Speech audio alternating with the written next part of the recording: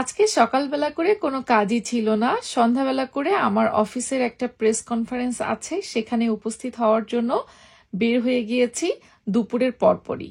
আর রাস্তায় যেহেতু মোটরওয়েতে বেশ জ্যাম পেয়েছিলাম, আমাদের কান্ট্রি সাইড দিয়ে নিয়ে গিয়েছে, এই জন্য পৌঁছতে একটু সময় লেগেছে। কিন্তু তারপরও যেহেতু একটু সময় হাতে নিয়ে বের হয়েছিলাম, তাই আমি যথাসময়ের আগেই পৌঁছে গিয়েছিলাম। যেতে যেতে আমরা আসলে অনেক বেশি টায়ার্ড ফিল করছিলাম, কিন্তু মনের মধ্যে একটা ভালো লাগা কাজ করছিল। কারণ যেই ইভেন্টের জন্য আমরা যাচ্ছি আজকে, সেই ইভেন্টটা একটা মহৎ কাজের উদ্দেশ্যে। বন্যা যখন হচ্ছিল বাংলাদেশে, সেই মুহূর্তে আমাদের TNT consultancy CEO Iftekhar Ahmed ভাইয়া বাংলাদেশে ছিলেন এবং বাংলাদেশে থাকা অবস্থায় বন্যা দুর্গত মানুষদের যে অবস্থা, সেগুলো তিনি নিজের চোখে দেখে এসেছেন। লন্ডনে ফিরেই তিনি ঘোষণা দিয়েছিলেন বন্যার্তদের পুনর্বাসনে কিছু একটা করবেন। আর সেই উদ্যোগেই কিন্তু আগামী 22শে সেপ্টেম্বর লন্ডন মে ফেয়ার ভেন্যুতে হচ্ছে একটা কনসার্ট, যে কনসার্টে থাকছে সোলসের পুরো টিম সহ নকিব খান, অমিত দে, অমিত হাসান, আতিক হাসান, ইনা খান সহ আরো অনেক অনেক শিল্পীরা। আর এই সব শিল্পীরাও কিন্তু এগিয়ে এসেছেন টিএনটি কনসালটেন্সির সাথে এই মহৎ উদ্যোগে বন্যার্তদের পুনর্বাসনের জন্য ফান্ড রেজিং একটা ইভেন্ট করার জন্য। তো চলুন এই ইভেন্টের ডিটেলসটা একটু আগে আপনাদের সাথে শেয়ার করি। আসসালামু আলাইকুম, শুভ সন্ধ্যা। আজকের এই আয়োজনের বিষয়বস্তু হলো আমরা আগামী 22শে সেপ্টেম্বর মে ফেয়ারে বন্যা কবলিত মানুষের জন্য সাহায্যার্থে আমরা একটা কনসার্টের ব্যবস্থা করছি। কনসার্টে পারফর্ম করবে সোলস থেকে শুরু করে বাংলাদেশের অনেক খ্যাতনামা শিল্পীগণ। আপনাদেরকে তার আগে জানিয়ে রাখছি, এই কনসার্ট করা নিয়ে আমাদের একটা উদ্দেশ্য হলো বাংলাদেশের মাননীয় প্রধান উপদেষ্টা ত্রাণ তহবিলের জন্য অর্থ সংগ্রহ করা। এই অর্থ সংগ্রহের জন্য আমাদের এখানে যত খ্যাতনামা শিল্পীগণ আছেন, ওনারা সঙ্গীত পরিবেশন করবেন কোনো রেমুনেশন ছাড়া। টিএনটি কনসালটেন্সি লন্ডন লিমিটেড ওনাদের যাবতীয় আসা যাওয়া, টিকিট খরচ থেকে শুরু করে সবকিছু বহন করবে। বাট এটা টিকিটের অর্থ যা পাওয়া যাবে, সম্পূর্ণ অর্থই প্রধানমন্ত্রীর ত্রাণ তহবিলে দান করা হবে।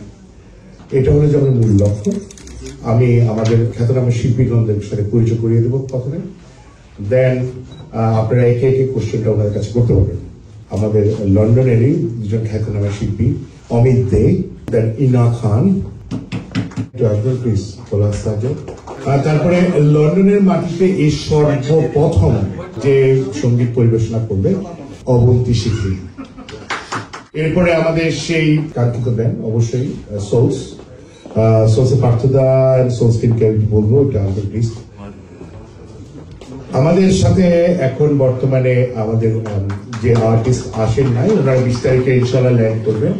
অবশ্যই নকিব খান, দেন আছে আমাদের ফারজানা বিথি, দেন জামিল, আতিক হাসান, ওনারা 20 তারিখে ল্যান্ড করবেন। ওনারা সবাই থাকবেন। বাকি কোশ্চেন গুলো আপনারা ওনাদের কাছ থেকে এক একটা জানতে পারবেন, আপনাদের যা জানার প্রয়োজন।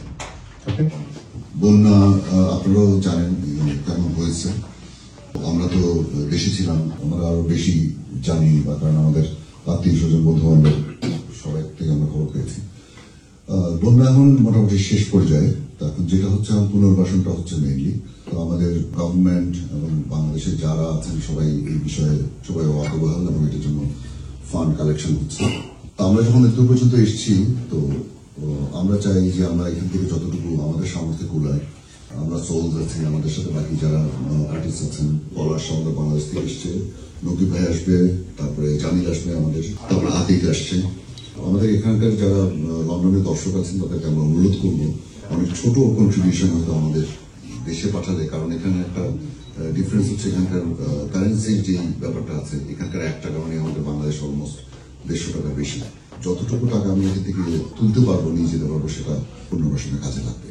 এইটাই আমাদের উদ্দেশ্য বলে এই জন্য আমাদের এখানে আসা।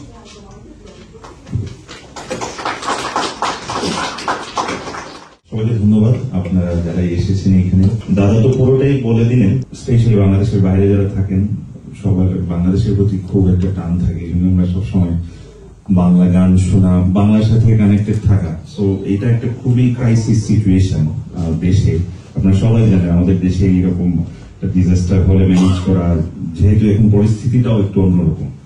সো আমি রিকোয়েস্ট করবো, গান এন্টারটেনমেন্ট তো থাকবেই, আর দাদা যেটা বললেন যে আমাদের ছোট একটা contribution will make a big difference. So আপনারা অবশ্যই আসবেন, আর্টিস্ট লাইন আপ তো সবাই দেখতে পাচ্ছেন সোশ্যাল মিডিয়াতে। সো আপনারা এন্টারটেইন হওয়ার জন্য তো আসবেন অবশ্যই, কিন্তু আপনারা ওইটাও মাথায় রাখবেন যে এটা একটা দেশের স্বার্থে, দেশের যাদের আসলেই সাহায্যটা দরকার আমাদের দেশে, আমাদের যারা ভাই বোন আছেন ওনাদের জন্য। আপনারা সবাই আসবেন, জয়েন করবেন। Thank you.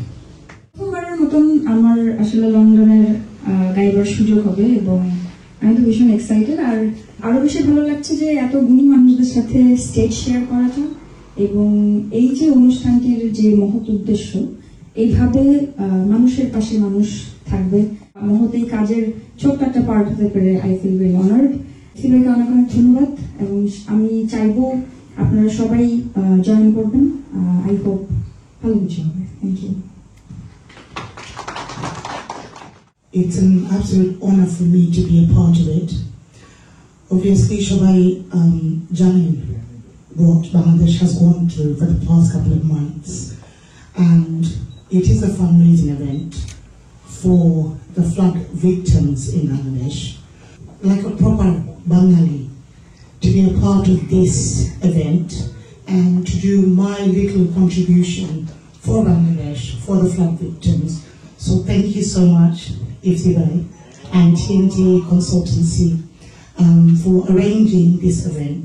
আশা করতেছি সবাই আসবেন, সবাই মন খুলে contribution দিবেন, and বাংলাদেশের জন্য let's try and do a small movement.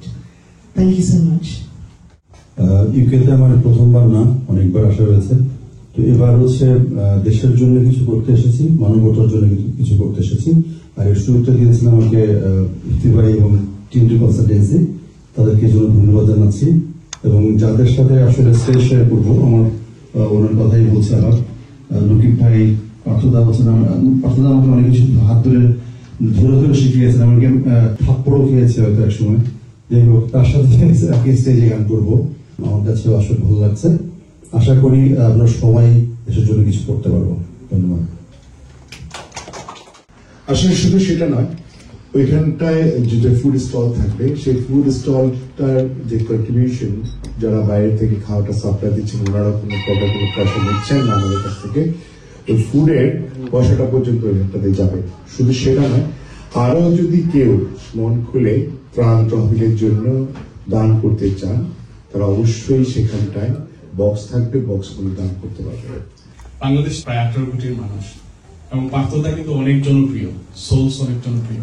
তারপর বাংলাদেশে কি এরকম কোন আয়োজন করতে পারেন না? বন্যায় যারা আপনি করেছেন কিনা আমরা জানি না, আপনারা করলে তো এখানকার চেয়ে কিন্তু অনেক শতগুণ বেশি পেতে পারতেন। তো সেটা কি করার কোনো ইচ্ছে আছে কিনা জানতে চাচ্ছি। একটা শো হওয়ার কথা ছিল 31 তারিখ না, ওটা একটা ম্যাসিভ ফান্ড রাইজিং হওয়ার কথা ছিল, আর্মি স্টেডিয়ামে শো হওয়ার কথা ছিল, প্রায় 16-17টা ব্যান্ড বাজানোর কথা ছিল। ওই প্রোগ্রামটা পিছিয়েছে হচ্ছে আসলে বন্যার এই অবস্থার সময় বাংলাদেশে এত বড় ইভেন্ট করাটা আসলে আমাদের কাছে মনে হয়েছে এই সময় মিউজিক করাটা এটা ঠিক হবে না মনে হয়েছে আর কি। তো আসলে এটা তো একটা চলমান প্রক্রিয়া, পুনর্বাসন তো অনেক, এটা পরে কনসার্টটা হবে বড় জিনিস করে। আর ছোটখাটো কিছু কনসার্ট হয়েছে, টিএসসি তে প্রচুর কনসার্ট হয়েছে। বড় পরিসরে দেশটা একটু ঠিক হোক, কারণ বিভিন্ন security issue, law and enforcement, অনেকগুলি ইস্যু জড়িত থাকে। একটা কনসার্ট যদি বড় করতে হয়, আমাদের লোকেশন হচ্ছে একটাই, সেটা হচ্ছে আর্মি স্টেডিয়াম। তো আর্মি স্টেডিয়ামে যখন যায় অ্যাটলিস্ট 30 থেকে 40 হাজার মানুষ যায়, ওখানটা সিকিউরিটি ইস্যুটা অনেক বড় জিনিস। এই জন্য আমরা একটু ঠিক হলে তারপর আমরা বাংলাদেশে করবো, অবশ্যই বাংলাদেশে করবো। এর মধ্যে আমরা কিন্তু ব্যক্তিগতভাবে যে যা পারছি আমরা কিন্তু সেটা করেছি।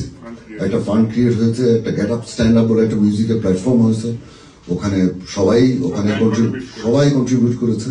এবং ওই অর্গানাইজেশনের ছেলেপেলেরা, মিউজিশিয়ানরা নিজেরা গিয়ে কিন্তু কুমিল্লায় এবং ফেনী, নোয়াখালীতে ত্রাণ দিয়ে এসছে, এবং সেকেন্ড ফেজে এখন পুনর্বাসনেরটাও এই সপ্তাহের মধ্যে যাবে।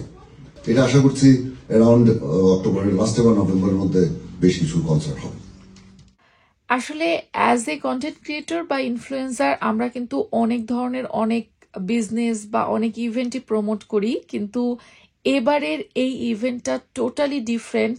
আমি আমার লাইফে হয়তোবা কোনো ইভেন্ট প্রমোট করে এত স্যাটিসফ্যাকশন পাই নাই যতটা এবারের আমাদের টিএনটি কনসালটেন্সি লন্ডন যে আয়োজনটা করেছে সেটাতে আমি নিজে একটা ছোট্ট পার্ট হতে পেরে ভালো লাগছে। যেহেতু টিএনটি কনসালটেন্সির সাথে আমি গত 1 বছরেরও বেশি সময় ধরে আছি, আমার কাছে টিএনটি কনসালটেন্সির এই উদ্যোগটার যাবতীয় সবকিছু শোনার পরেই কিন্তু এত ভালো লেগেছে। আমার কাছে মনে হয়েছে যে না, দেশের জন্য ব্যক্তি উদ্যোগে আমরা অনেকেই অনেক কিছু করছি, কিন্তু বৃহৎ উদ্যোগে টিএনটির এই প্রোগ্রামটার সাথে থাকতেই হবে। এবং আপনারাও সবাই টিএনটি কনসালটেন্সি এবং সোল সহ আরো শিল্পী যারা বাংলাদেশ থেকে এসেছেন তাদের সবার সাথে একাত্মতা প্রকাশ করে আপনারা ডেফিনেটলি আসবেন 22শে সেপ্টেম্বর লন্ডন মেফেয়ার ভেন্যুর এই কনসার্টে। এই কনসার্টটা শুধু আনন্দ বিনোদনের জন্যই না, এই কনসার্টটা কিন্তু বাংলাদেশের বর্ণাঢ্যদের সাহায্যের জন্য। সামান্য ছোট্ট একটা অ্যামাউন্ট দিয়ে আপনাকে টিকিট কিনতে হবে এবং এই টিকিটের পুরো টাকাই কিন্তু চলে যাবে বর্ণাঢ্যদের সহযোগিতায়। অনলাইনে টিকিটটা পারচেস করার লিঙ্ক কিন্তু আমি এই ভিডিও ডেসক্রিপশন বক্স এবং কমেন্টে দিয়ে রাখবো। ইনশাল্লাহ সবার সাথে দেখা হবে 22শে সেপ্টেম্বর লন্ডন মেফেয়ার ভেন্যুতে।